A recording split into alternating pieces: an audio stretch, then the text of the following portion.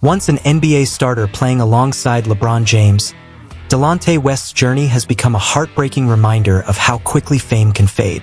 New jail footage shows the former basketball star at another devastating low point in his ongoing battle with addiction and mental health. His latest arrest marks yet another painful chapter in a story that continues to break the hearts of basketball fans everywhere. On a November evening in 2025, the life of former NBA player Delante West took another devastating turn. What happened that night in Fairfax County, Virginia wasn't just another statistic. It was a stark reminder of how far one man had fallen from professional basketball's heights. The incident occurred on November 3rd near the intersection of Fairhaven Avenue and Richmond Highway.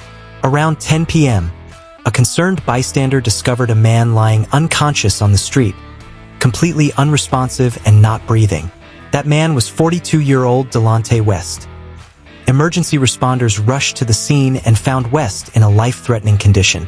He was barely breathing and severely intoxicated, unable to care for himself or communicate with the first responders trying to save his life. Suspecting an opioid overdose, medical teams immediately administered Narcan, a drug designed to reverse overdose effects. The medication worked, and West regained consciousness. But what happened next complicated everything. Despite being revived, West repeatedly refused transport to the hospital. Officers faced an impossible situation. A man who desperately needed medical attention but was refusing it, whose level of impairment made him a danger to himself. Due to his extreme condition and refusal of help, officers made the difficult decision to arrest him for his own safety. He was charged with public intoxication and obstruction of justice. The arrest occurred without physical resistance, but the image of the former professional athlete being taken into custody painted a tragic picture that would capture national attention. This wasn't an isolated incident. This November 2025 arrest marked West's third arrest in Fairfax County in just over a year. The recurring theme was impossible to ignore. A man trapped in a vicious cycle of substance abuse, mental illness, and encounters with law enforcement. To understand how Delante West ended up unconscious on a Virginia highway, we need to rewind and trace the trajectory of a basketball career that showed incredible promise. Delante Maurice West was born on July 26, 1983 in Washington, D.C. He grew up in Prince George's County, Maryland, in what he later described as happy poor, a state of poverty his family navigated with love and resilience. But even in childhood, warning signs emerged. As a teenager, West experienced severe depression, engaged in self-harm, abused prescription drugs, and made multiple suicide attempts that resulted in hospital stays. Basketball became his sanctuary, his escape from the torment in his mind. At Eleanor Roosevelt High School, his talent began to shine.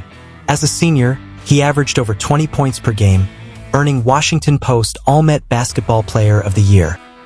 His college career at St. Joseph's University cemented his reputation as a skilled, heart-driven player. West helped lead the Hawks to a perfect 27-0 regular season and a spot in the Elite Eight of the NCAA tournament.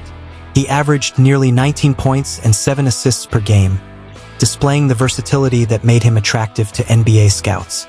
The Boston Celtics selected West 24th overall in the 2004 NBA draft, launching an 8-year professional career with multiple teams including the Seattle Supersonics, Cleveland Cavaliers, and Dallas Mavericks. Over 432 career games, he averaged 9.7 points and 3.6 assists, earning a reputation as a gritty, defensive-minded guard who could hit clutch shots. Throughout his NBA career, West earned over $16 million, a fortune that should have set him up for life but would ultimately slip through his fingers. His most memorable years came with the Cleveland Cavaliers, playing alongside LeBron James from 2008 to 2010. West signed a 3-year, $12.7 million contract and became a valuable contributor to a championship-aspiring team. He hit game-winning shots and set career highs, showcasing the intensity that made him valuable. But even during these peak years, trouble was brewing. In 2008, West was officially diagnosed with bipolar disorder, a mood disorder characterized by extreme swings between manic highs and depressive lows. The diagnosis came after a preseason outburst where he exploded at a referee, prompting 2 weeks off for counseling. He began medication and therapy, becoming one of the first NBA players to openly discuss having bipolar disorder. Then came September 17, 2009, a night that would become infamous. West was pulled over on his motorcycle after speeding and making an unsafe lane change. What officers discovered was shocking. A loaded 9mm handgun in his waistband, a loaded .357 Magnum revolver strapped to his thigh, a loaded shotgun in a guitar case over his back, a Bowie knife, and over 100 rounds of ammunition. West later explained he had taken his medication and fallen asleep when his mother woke him, upset that friends were handling guns in his basement. Groggy from medication, he hastily gathered the weapons without properly securing them. He pleaded guilty and received home detention, probation, community service, and mandatory psychological counseling. The NBA suspended him for 10 games. Perhaps the most damaging controversy came in May 2010 during the playoffs against Boston. Anonymous emails flooded sports blogs alleging West had been involved with Gloria James, LeBron's mother. The rumor exploded across the internet. LeBron's stats plummeted after the rumors surfaced. The Cavaliers lost the series, and LeBron left for Miami that summer. West was traded soon after. West has vehemently denied the rumor throughout the years, but it persists, adding another layer of public humiliation to an already troubled life. His NBA career officially ended in October 2012 when the Dallas Mavericks waived him after 2 suspensions. He was just 28 years old, and the downward spiral was only beginning. After his career ended, Delante West's life descended into a nightmare. A relentless cycle of homelessness, addiction, viral videos, brief intervention, and crushing relapses. The years that followed paint a devastating portrait of a man fighting battles on multiple fronts. Bipolar disorder, substance abuse including opioids, financial ruin despite earning millions, and the complete loss of structure that basketball had provided. The first major public sighting came in 2016 when photos surfaced of West wandering barefoot outside a Houston restaurant wearing only a hospital gown. Later that year, he was photographed panhandling in Maryland, with viral speculation about his medication noncompliance. The situation grew increasingly dire. In 2020, a disturbing video went viral showing West being brutally beaten on a Maryland highway. Another video showed him handcuffed and ranting incoherently, claiming to be the president and making delusional statements. These videos sparked widespread concern but also represented something troubling. A man whose mental illness was being documented and shared for millions to witness, often without accompanying efforts to actually help. Mark Cuban, billionaire owner of the Dallas Mavericks, ultimately stepped in most prominently. In September 2020, after photos of West homeless in Dallas surfaced, Cuban personally located him, reunited him with his mother, and funded treatment at a Florida rehab facility. Initially, there were signs of progress. By January 2021, West had secured a job at the facility itself and reunited with his family. For a moment, it seemed different this time, but the cruel reality of addiction and untreated mental illness reasserted itself.